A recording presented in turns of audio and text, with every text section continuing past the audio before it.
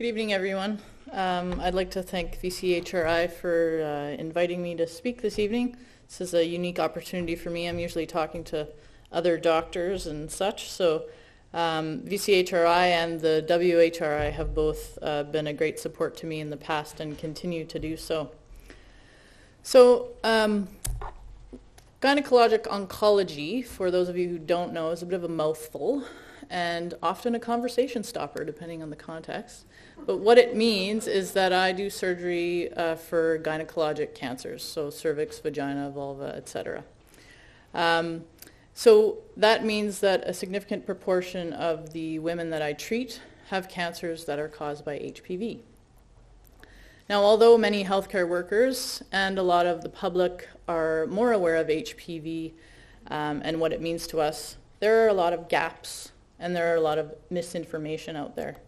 So whether or not you have been knowingly affected by HPV or not, my hope this evening is that through this dialogue, we'll generate awareness about HPV.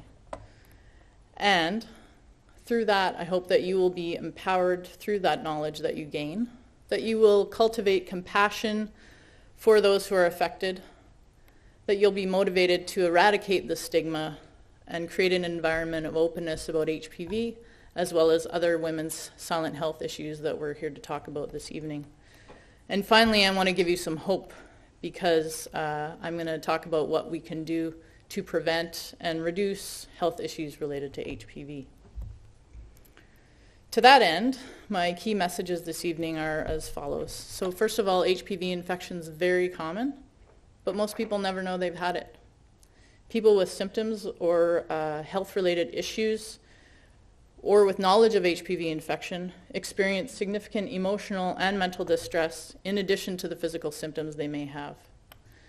Knowing more about HPV, however, can alleviate some of the stress and anxiety and can help people cope with the disease and its effects.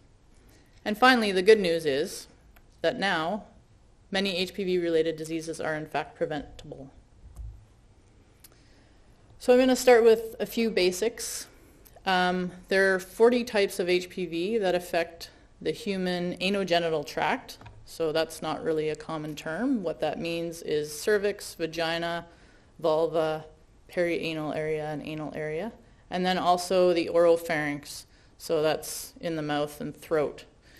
And that, of course, males and females both have a mouth and a throat.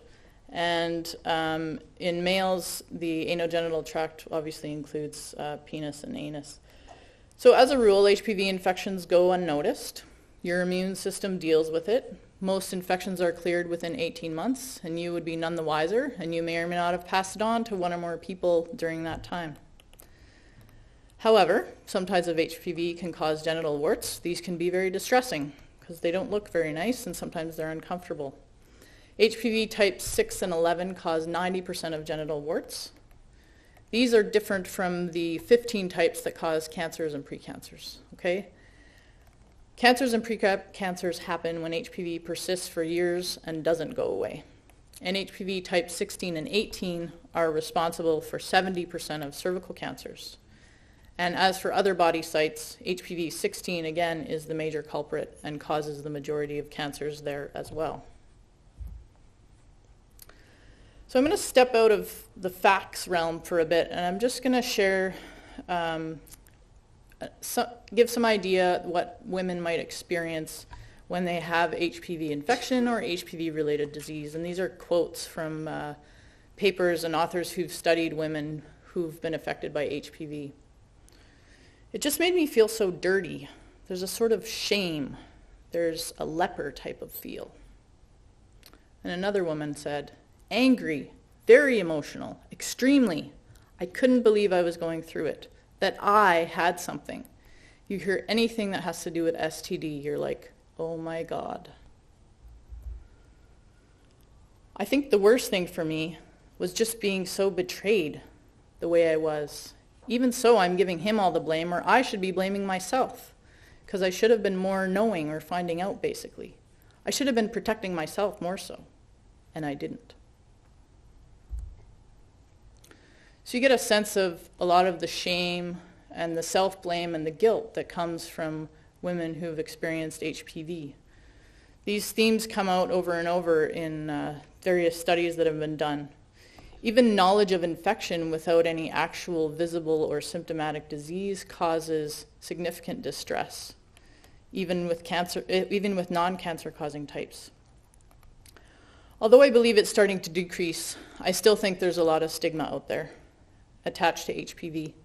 Many women and many couples have difficulty coping with any type of HPV diagnosis.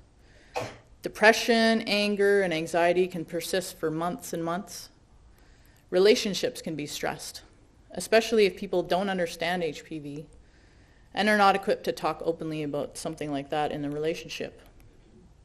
On the other hand, I've seen many people learn more about HPV and become empowered to speak openly with their partners and also open up dialogues with their friends and family. So I've been inspired by witnessing the power of knowledge and the hope that comes from sharing experiences. For most of us who've had HPV, there are no long-term health consequences. But for a few, there will be health issues. Some of these are temporary, some of these are long-term, or they may have long-term effects. I'd like to share with you a few stories to give you an idea of the physical health effects that women with HPV-related diseases experience. For example, a 65-year-old woman who's had multiple recurrences of vulvar precancer over 25 years. She keeps coming back for her checkups. Every couple of years, somebody finds something new, does a biopsy, finds another precancer. She needs to have another laser treatment or another surgery. Decades of issues. A 22-year-old woman with a history of organ transplant, extensive vulvar and perianal warts that are extremely disfiguring and uncomfortable.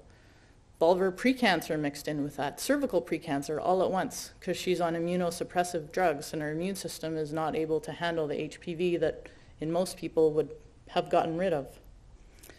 And finally, a 28-year-old woman who's had 4 procedures on her cervix for recurrent precancer of the cervix. On the 4th procedure, we find a cancer. She has to have a hysterectomy at the age of 28 years old. As you can see, the effects of HPV and its treatments on the body can be disfiguring. They can increase the risk to future pregnancies, or they can even take away the option for future pregnancy. A woman's body image and sexuality are affected, sometimes permanently, and everyone copes with this differently. Fortunately, most of us will never experience the situations described. However, whether we like it or not, we've likely had exposure to HPV. And one of my main goals tonight is to normalize HPV for you, for anyone. HPV is a sexually transmitted disease, but it's more common than not. It's kind of like a common cold for the sexually active. And I use the term sexually active here very broadly, because HPV is transmitted between the skin and or mucosal surfaces. A mucosal surface includes things like the inside of the mouth or the vagina or the anus. Penetrative intercourse is not required to pass HPV. The most common HPV-associated cancer is cervix in women, and oropharyngeal cancer in men is the second most common. As you can see, cervix cancer makes up 35%, and if you add oropharyngeal cancer in women and men, it's also 35% of HPV-related cancers. There are other kinds of oropharyngeal cancer, which affect different parts of the mouth. That's sort of the more front areas of the mouth and the tongue. HPV-related ones are in the back and the soft palate. So the ones in the oral cavity cancers are alcohol and tobacco related. About 25 to 35% of oropharyngeal cancers are HPV related. So for women, cervical cancer was the first cancer discovered to be related to HPV, but as I've shown you, there are many other body sites that are affected. And people who've had disease at one body site are at more risk of having disease at another body site. Almost 100% of cervical cancers are caused by HPV. HPV infection is very common. Cervical cancer is not. Cervical cancer you can think of as a rare complication of HPV infection. Globally, cervix cancer is a huge burden. So we're very fortunate in Canada to have cervix screening, and it has reduced the incidence or the number of cervix cancers and death from cervix cancers by over 70% since its institution in the mid-1900s. Although cervical HPV is the most well-known, You can see that there's many other body sites affected. HPV hides in the surface cells on all these body sites, doesn't usually go into the bloodstream, so our body's immune response is sometimes not enough to protect us from a future infection of even the same type. So it's different from a lot of other types of infections. Although some new HPV infections tend to decline with age, in one study, even in women over 45, the new infections occurred in 12% of women over 5 years, and that number is higher with younger ages. And condoms are not as effective because they may not cover the areas either affected by HPV or vulnerable to HPV. So I know this is a women's health talk. I did read the poster, but HPV is shared between partners of any gender, so the nature of HPV infection in men might be relevant.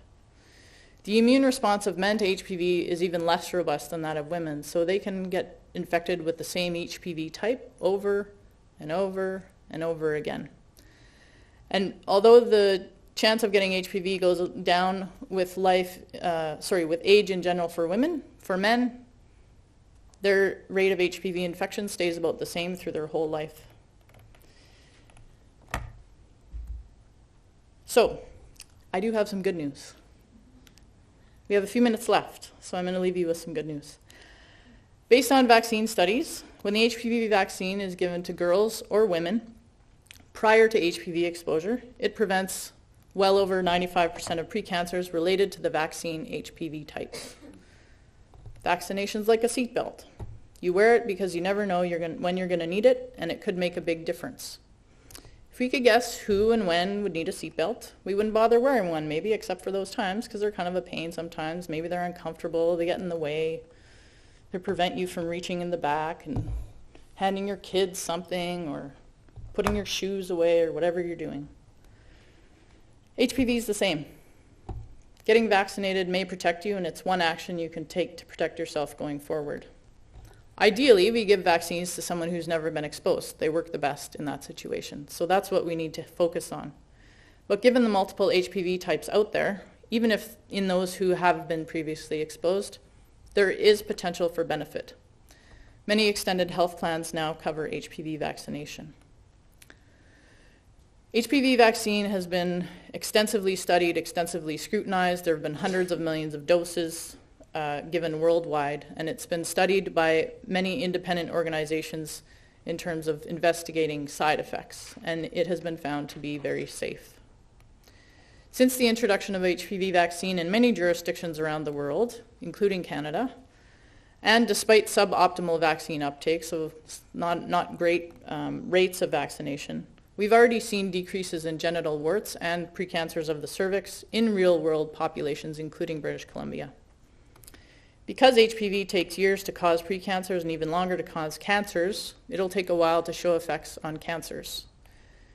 But now that we know HPV affects so many other body sites, even though the vaccine was originally designed to prevent cervical disease, it has potential to prevent a lot of other disease. HPV vaccines are about cancer and precancer prevention. In addition, there are many studies showing the vaccine can also benefit women who've had HPV-related diseases by decreasing the chance that it will come back.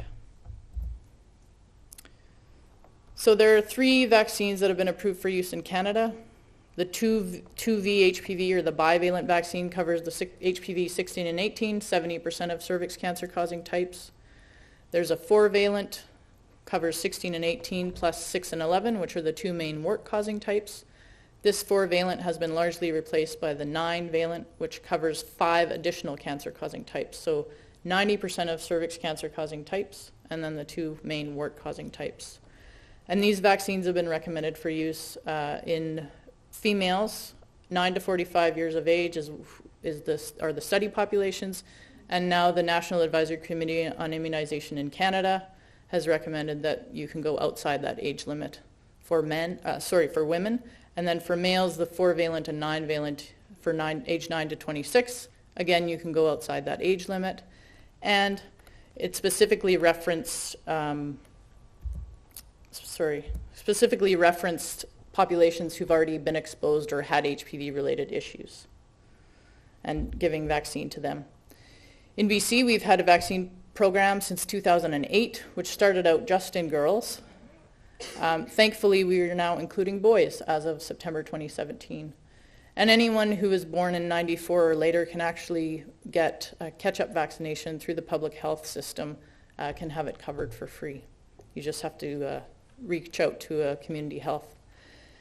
Unfortunately, our vaccine uptake isn't that great. It's only 65%, so we've got a lot of work to do there. What else can you do? People with a cervix, the most important thing you can do beyond vaccination is to have cervix screening. So in BC, that means a pap smear every 3 years from age 25 to age 69. Make sure you get the results from your doctor. Sometimes they get lost and you need to close the loop. Symptoms of cervical cancer include bleeding after sex or bleeding between periods. Usually those don't mean cancer, but if you have them, you need to get checked out. If you have a lesion on your vulva, have someone look at it. It's embarrassing. A lot of people delay going to the doctor, don't go to the doctor. Sometimes doctors don't even look, either because patients don't want to or they're embarrassed, but make sure somebody looks. It's important. And finally, share what you've learned with your family and friends and encourage them to take control of the aspects that they can and do what they can to prevent and decrease HPV-related diseases. Here's a few resources for you. These are all good websites because there is a lot of misinformation out there, so please be careful. HPVinfo.ca is put out by the Society of Obstetricians and Gynecologists of Canada, Immunize BC, BC Cancer, and the Canadian Cancer Society. And with that, I will say thank you and pass it on to my colleagues.